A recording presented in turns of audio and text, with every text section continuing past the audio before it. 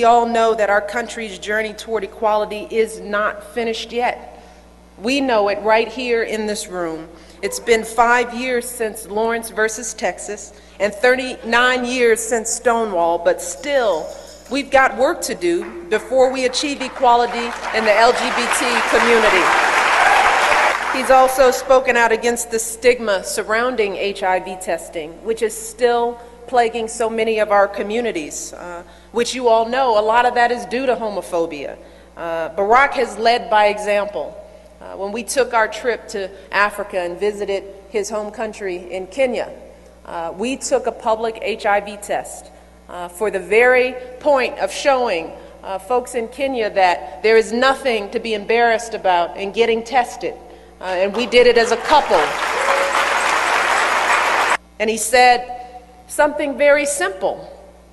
He said, all too often we settle for the world as it is because we think it's the best that we can do, even if when it doesn't reflect our values and aspirations as a nation.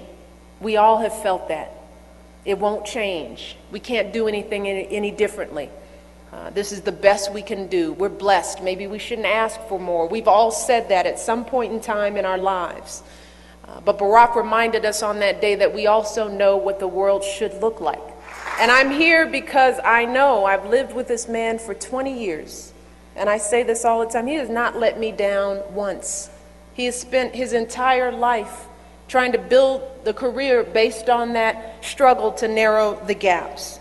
And wherever he has a chance, he uses his God-given talents to move that bar.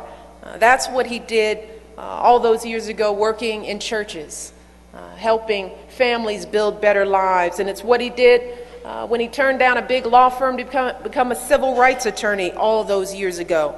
And that's what he did as a state senator before entering the U.S. Senate. He was a champion of the law that amended the Illinois Human Rights Act in our state to prohibit discrimination on the basis of sexual orientation and gender identity in the workplace. In the world as it should be, we can work together to repeal laws like DOMA and Don't Ask and Don't Tell. And we can oppose